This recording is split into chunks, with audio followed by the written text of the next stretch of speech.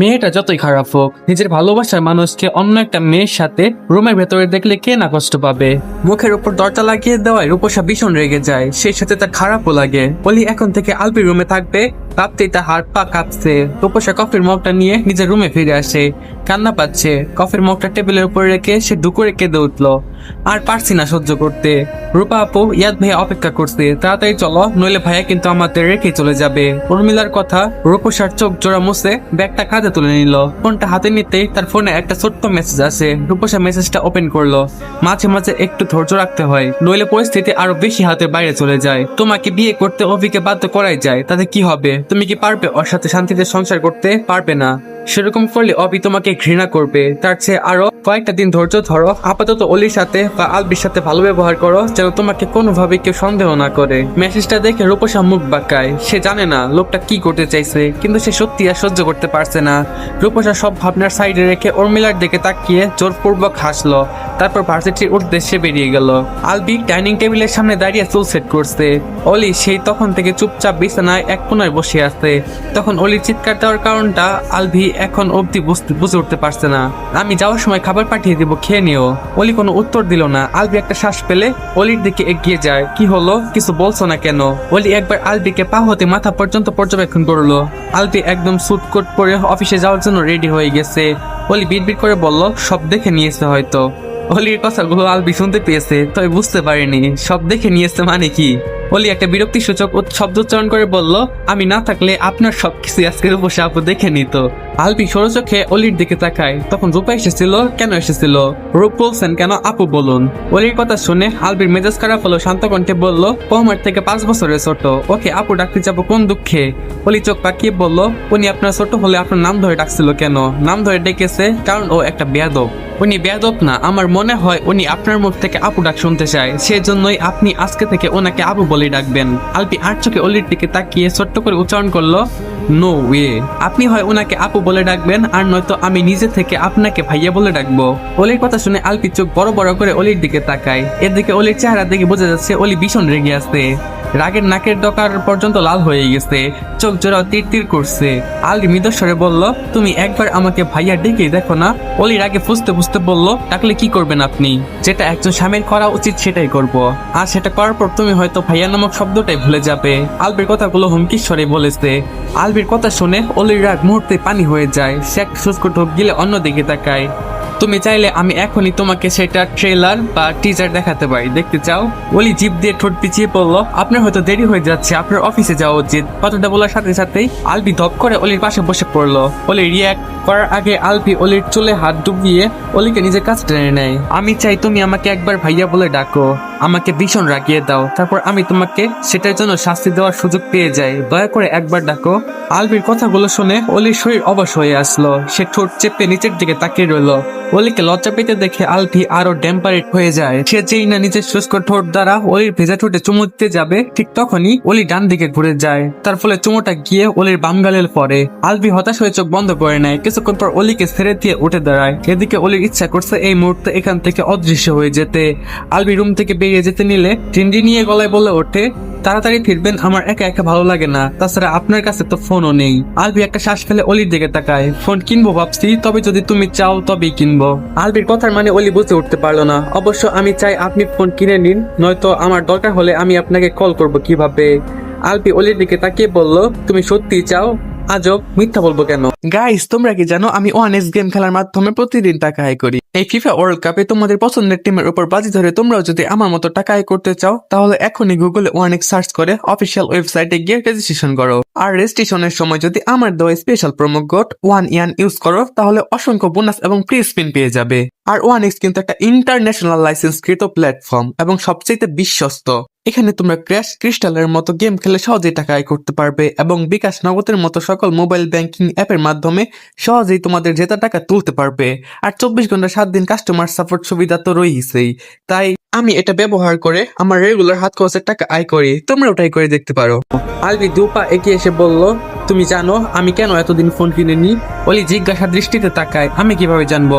আমার মন মেজাজ প্রায় সময় খারাপ হয়ে যায়, আর তেমনটা হলে আমি সর্বপ্রথম ফোনটায় আছাড় মারি। বলতে পারো এটা আমার বদ অভ্যাস, আর ইদানিং আমার মন মেজাজ একটু বেশি খারাপ হয়ে থাকে। এই যে একটু আগে তুমি যেটা করলে, আমি তো আর তোমাকে তুলে আছাড় মারতে পারতাম না, কিন্তু ফোন থাকলে এতক্ষণে আমি কি করছি?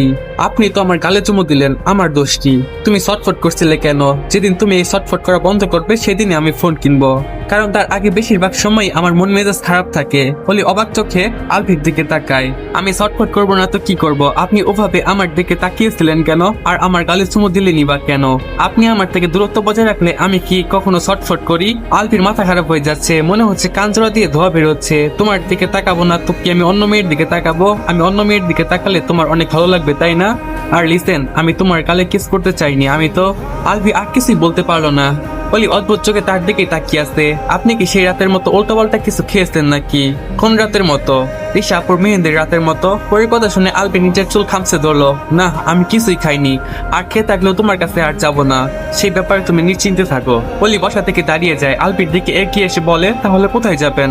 যেখানে যায় না কেন, তাতে তোমার কি? তোমার কাছে না গেলেই তো হলো। আর আমি সেদিনও তোমার কাছে যাইনি, তুমি নিজে থেকে আমার রুমে এসে আটকে পড়েছিলে। আলফির কথাগুলো শুনে অলি স্তব্ধ হয়ে যায়। আলফিও আর কিছু না বলে ধূপটা পা ফেলে রুম থেকে বেরিয়ে যায়।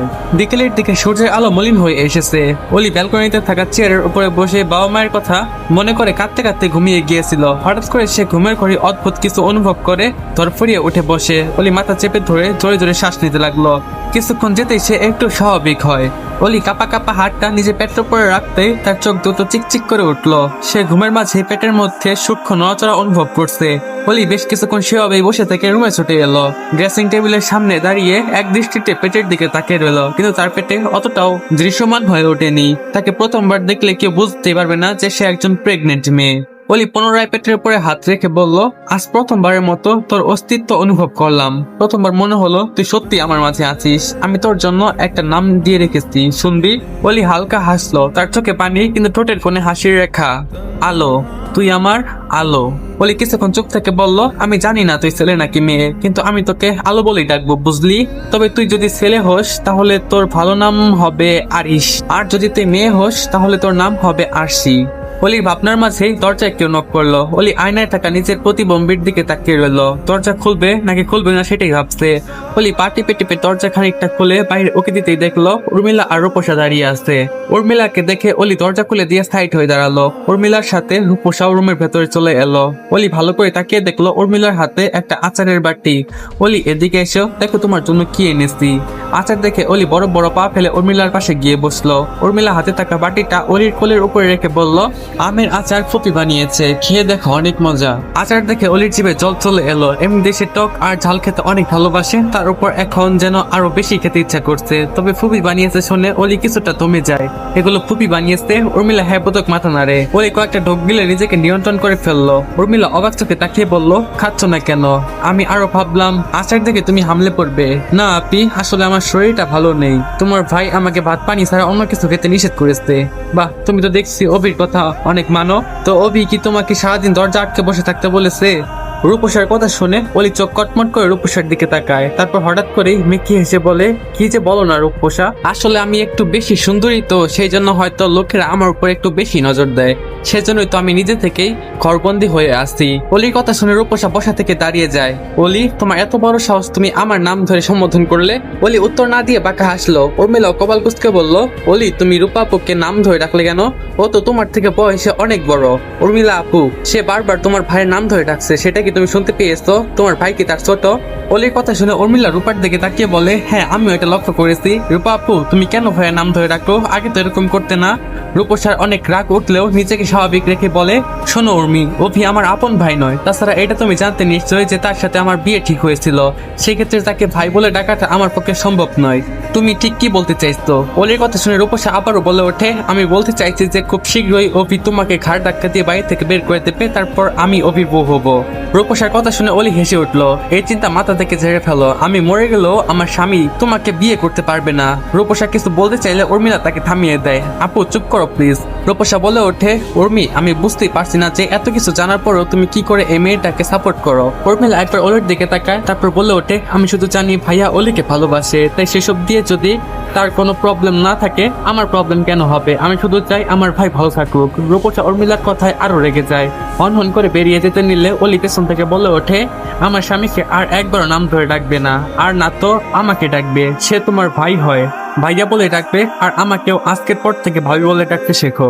ডাকবো না কি করবে তুমি? বেশি কিছু না, তুমি না ডাকলে আমার স্বামী তোমাকে আপু বলে ডাকবে, আর আমি তোমাকে নাম ধরে ডাকবো। অলির কথা শুনে রূপসা রেগে মেগে অলির দিকে তেড়ে আসলো। অলির গায়ে হাত তুলতে যাবে, তখনই অলি বলে ওঠে, তোমার অভি ভাই রুমের সিসিটিভি ক্যামেরা লাগিয়ে রেখেছে, তোমার সব কর্মকাণ্ডে হয়তো সে বসে বসে দেখছে, আমার গায়ে হাত তোলার মতো ভুলেও করো না, তাহলে কিন্তু তোমার হাত আর হাতের জায়গায় থাকবে না। অলির কথা শুনে রূপসার মুখ ধমটা মেরে রুম থেকে বেরিয়ে যায়। এদিকে অলি এরকম রূপ দেখে উর্মিলা হতবাক হয়ে তাকিয়ে আছে। অলি তুমি আম্মুকে এগুলা কি বললে?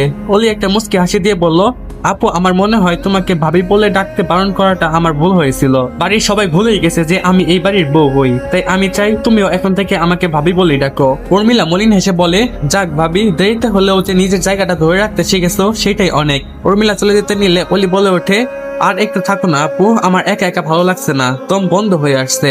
উর্মিলা হালকা হেসে পুনরায় বিছানায় বসলো। মাগরিবের ওয়াক্ত পর্যন্ত উর্মিলা অলির সাথে থাকলো। অলির মা বাবার মৃত্যু কিভাবে হয়েছে এসব নিয়ে উর্মিলা প্রশ্ন করেছে, আর অলিও উত্তর দিয়েছে। এর বাইরে বেশি কিছু আর উর্মিলাকে জানায়নি সে। উর্মিলা চলে যেতে নিলে অলি কিছু থেকে বলে, আপু আচারের বাটিটা নিয়ে যাও, এটা দেখলে আমার খেতে ইচ্ছা করবে। উর্মিলা ঘুরে এসে বলে, তাহলে খাও না একটু, শুনেছি এই সময় কিছু খেতে ইচ্ছা করলে না খেয়ে থাকতে হয় না। অলি বাটিটা উর্মিলার হাতে দিয়ে বলল, তোমার ভাইকে তো চিনোই, যদি জানতে পারে। আরে কিভাবে জানবে, আমি ভাইয়াকে বলবো না, তুমি একটু খাও। অলির মন চাইছে খেতে, কিন্তু মস্তিষ্ক বারণ করছে। অলি নিজেকে সামলে বলে, না আপু আমি খাবো না, নামাজের সময় হয়ে গেছে, নামাজ পড়তে হবে। কথাটা বলে অলি ওয়াশরুমে চলে যায়। উর্মিলা একটা ছোট্ট শ্বাস ফেলে রুম থেকে বেরিয়ে যায়। আলবি একটা সিক্রেট কাজে এসেছে, তার সামনে 7-8 জন গম্ভীর টাইপের লোক বসে আছে। মূলত লোকগুলো হচ্ছে গোয়েন্দা আর পুলিশের লোক। সবই তো শুনলেন, এবার যত তাড়াতাড়ি সম্ভব এর পেছনে যে আছে তাকে খুঁজে বের করুন। গোয়েন্দা টিমের একজন বলল, মিস্টার মির্জা আপনি কি শিওর যে ওর সাথে আপনার বন্ধু রিফাত যুক্ত আছে? Yes I am damn sure, তবে রিফাতের সাথে আরো একাধিক লোক যুক্ত হতে পারে। পুলিশের টিমের একজন বলল, স্যার আপনি একদম নিশ্চিন্তে থাকুন, মাত্র 1 সপ্তাহের মধ্যেই আমরা কালপ্রিটকে খুঁজে বের করব। আলবি আরো কিছুক্ষণ কথা বলে বাইরে বেরিয়ে আসে। হাত ঘড়ির দিকে তাকিয়ে দেখে এখন রাত 9টা। আলবি গাড়িতে উঠে বাড়ির উদ্দেশ্যে রওনা দিল। 30 মিনিটের মধ্যে সে বাড়িতেও ফিরে আসে। রুমের সামনে এসে কয়েকবার নক করার পরে অলি দরজা খোলে না। অলি দরজা খোলো। আলবি কিছু সময় দাঁড়িয়ে থেকে আবারও নক করতেই যাবে, তার আগে দরজা খুলে যায়। আলবি এক গ্লাস ক্লান্তি নিয়ে রুমে ঢুকলো। তারপর হাতে থাকা ওভারকোটটা সোফার উপরে রেখে কাপারের দিকে এগিয়ে যায়। অলি নির্লিপ্ত ভঙ্গিতে দাঁড়িয়ে আছে। রাত 10টা পর্যন্ত আলবি বাইরে থেকে কি করেছে সেটা ভেবে কুল কিনারা পাচ্ছে না। অলিকে চুপচাপ থাকতে দেখে আলবি একটু অবাক হলেও মুখে কিছু বলল না। সে কাপড় নিয়ে ওয়াশরুমে চলে যায়। কিছুক্ষণ পর বেরিয়ে এসেও দেখে অলি সেভাবেই দাঁড়িয়ে আছে। ডিনার করছো? অলি কিছু বলল না। আলবি একটা শ্বাস ফেলে অলির সামনে গিয়ে দাঁড়ায়। কি হলো, চুপ করে আছো কেন? কোথায় ছিলেন আপনি? আমি রুমে একা আছি সেটা জেনেও কিভাবে সারাটা দিন নিশ্চিন্তে থাকতে পারলেন? আলবি স্বাভাবিক কণ্ঠে বলে, অফিসে গিয়েছিলাম, সেখান থেকে নোমানের নানুকে দেখতে গিয়েছিলাম, তারপরে হসপিটালে গিয়ে পেশেন্ট দেখতে, সেখান থেকে বেরিয়ে পুলিশের কাছে আর ডিটেকটিভের কাছে গিয়েছিলাম। আলবির কথা শুনে অলি আর রেগে থাকতে পারলো না। সে বুঝতে পারলো যে সারাদিন আলবি অনেক পরিশ্রম করেছে। দুপুরে খেয়েছিলেন? আলবি হ্যাঁ বতক মাথা নাড়ে। তুমি খেয়েছিলে? আপনি যে 2 জন সার্ভেন্টকে বলে গিয়েছিলেন তারা খাবার দিয়ে গিয়েছিল। গুড, চলো তাহলে ডিনার করে আসি। আলবি অলিকে নিয়ে ডিনার করতে নিচে এলো। বাড়ির সবাই আগে ডিনার করে নিয়েছে, এখন শুধু আলবি আর অলি বাকি আছে। আলবি অলিকে নিয়ে ডিনার রুমে ফিরে এলো। রাত্রি 11টা। আলবি আর অলি শুয়েছিল। আলবি হঠাৎ প্রশ্ন করলো, তুমি সারাদিন কি রুমে ছিলে? কেউ তোমাকে ডাকতে আসেনি? এসেছিল, উর্মিলা আপু আর রূপসা আপু এসেছিল। তাই কিছু বলেছে? আরে রূপসা আপু এখনো আপনাকে বিয়ে করবে বলে স্বপ্ন দেখছে। অলির কথা শুনে আলবি ব্রুকুসকে অলির দিকে তাকায়। অন্ধকারে অলির মুখ দেখা যাচ্ছিল না। তুমি এসব নিয়ে কি ওর সাথে তর্ক করেছো নাকি? করবো না তো কি করব? আমি বললাম আপনাকে যেন ভাইয়া বলে ডাকে, কিন্তু না, সে নাকি নাম ধরে ডাকবে। অলির কথা বলার ধরন দেখে আলবি অজান্তে হেসে ওঠে। তবু নিজের হাসি আটকে বলে, আমি বললাম যে সে যদি আপনাকে ভাইয়া বলে না ডাকে তাহলে আপনি তাকে আপু বলে ডাকবেন। কি তুমি এসব বলেছো? হ্যাঁ বলেছি। তো কি হয়েছে শুনুন, আপনি কালকে থেকে ওনাকে আপু বলেই ডাকবেন। আলবি হঠাৎ এক হাতে অলিকে নিজের কাছে টেনে এনে জিজ্ঞেস করলো, ওকে আপু বললে আমাকে কি দেবে শুনি? অলি অবাক চোখে আলবির দিকে তাকায়। আলবির চেহারা দেখা না গেলেও আলবির উত্তপ্ত শ্বাস প্রশ্বাস সে অনুভব করতে পারছে। অলি আনমনে আলবির থেকে নিজেকে ছাড়ানোর চেষ্টা করে বলল, আমার কাছে আপনাকে দেওয়ার মতো কিছুই নেই। আলবি হঠাৎ করে অলিকে বিছানার সাথে চেপে ধরে তার উপরে উঠে যায়। ফিসফিসিয়ে বলল, আছে। আলবি থামলো। তারপর অলির কানের কাছে মুখ নিয়ে হাসির স্বরে বলল, তোমার ঠোঁট জোড়া একবারের জন্য আমাকে দাও, বিনিময়ে আমি ওকে 100 বার আপু বলে ডাকবো। আলবির কথাগুলো শুনে অলির হাত পা জমে গেল। সে হাত পা নাড়াতেই পারছে না, কারণ আলবি তার 2 হাত চেপে ধরে রেখেছে। তো হেই হ্যালো এন্ড আসসালামু আলাইকুম গাইস।